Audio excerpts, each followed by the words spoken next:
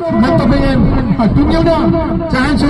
मुख्य कुरा आज हामीले यसको चर्चा परिचर्चा गरिरहेका सायद हामीले यसको इतिहासमा हेर्यौं भने जर्मनबाट सुरु भएको महिलाहरूको अन्तर्राष्ट्रिय श्रमिक दिवस आन्दोलन गरेको अमेरिकासम्म आइपुग्दा सायद अन्तर्राष्ट्रिय हिसाबमा धेरै ठूला आन्दोलनहरू महिलाले गरेको इतिहास छ।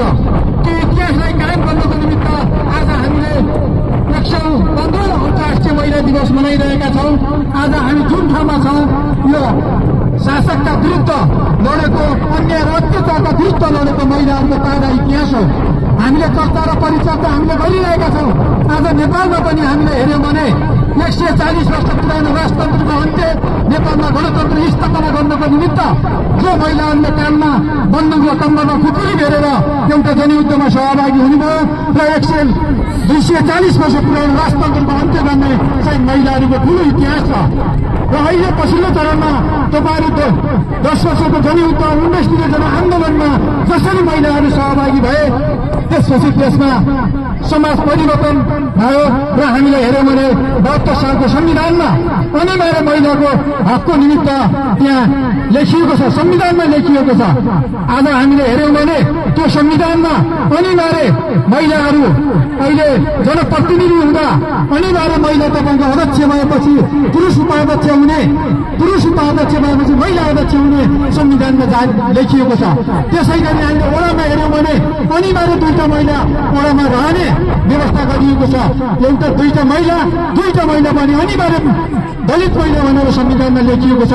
हामीले समयमा हेर्यौं भने समन्वय समितिमा हेर्यौं भने पनि प्रमुख पुरुष भएपछि उपप्रमुख अनिवार्य महिला, उपप्रमुख महिला भए अनिवार्य उपप्रमुख पुरुष हुने जो व्यवस्था छ।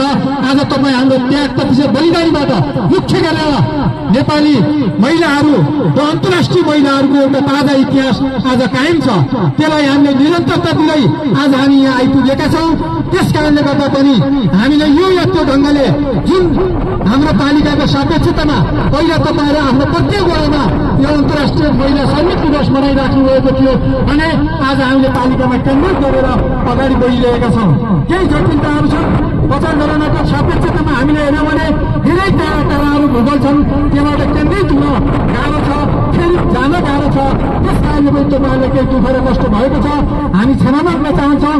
आउने दिनहरूमा मैले त धेरै कुरामा तपाईहरुले मैले प्रत्येक विषयमा भनेको छु। प्रत्येक 9 वडामा तपाईहरु केही न केही सृजनशीलता कामहरू गर्न चाहनुहुन्छ भने महिला दिदीबहिनी सहकारी या समूहमा कटिबद्ध भएर आउनुहोस्।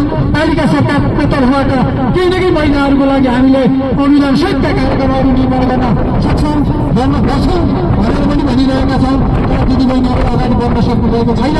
त्यस कारणले गर्दा पनि आज अन्याय र अत्याचारको विरुद्धमा जसरी तपाईहरु लागिराख्नु भएको छ, जसरी तपाईहरु धैर्य भएर बस्नु भएको छ हरेक विषयमा, त्यस कारणले आउने दिनहरूमा तपाईहरु एक मतका साथ, एक जुटका साथ अघि यहाँ चर्चा परिचर्चा भयो। महिला लिडरहरूले तपाईँहरुमा भन्नुभयो अब हरेक राज्यको निकायमा, हरेक गाउँपालिकामा महिला अध्यक्ष उठाउनुपर्छ, वडामा वडा महिला अध्यक्ष उठाउनुपर्छ भनेर तपाईँले भनिराख्नु भएको छ।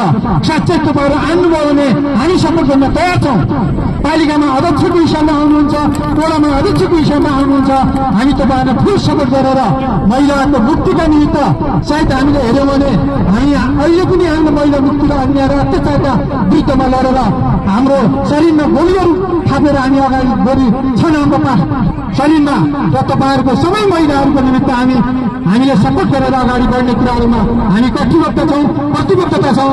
तपाईहरु एउटा साहसका साथ अगाडि आउन सक्नुभयो भने हामी सपोर्ट गर्ने अगाडि बढ्नेछौँ भन्ने कुरा तपाईँको बिचमा राख्दै यो धेरै व्याख्या विश्लेषण गरेर यहाँ टाइम पनि छैन।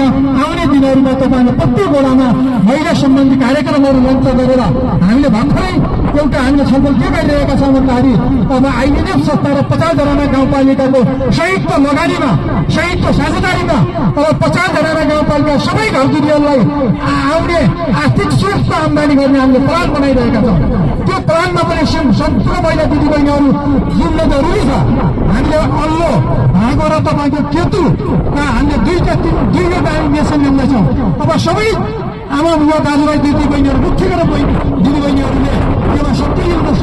प्रति केजी तपाईँहरू केतुका साबुनहरू उत्पादन गर्न सक्नुहुन्छ, प्रति केजी धागो गर्न सक्नुहुन्छ, कति अलग प्रदान गर्न सक्नुहुन्छ, त्यो हामी पुरै पालिकाले केन्द्रका खरोकेर भोलि तपाईँहरूको आय आर्जन सबै पछाडि गाउँपालिका घरधुरीमा अब हामीले यो आय आर्जनका एउटा ठ्याक्कै सञ्चालन गरेर जाने जगतको गरिरहेका छौँ। त्योमा पनि महिला दिदीबहिनीहरू सबै चाहिन्छ भन्ने कुरा तपाईँ बिचमा राख्दै मेरो आफ्नो भनाइ यही बिच गर्न चाहन्छु। हस्त नमस्कार। अहिले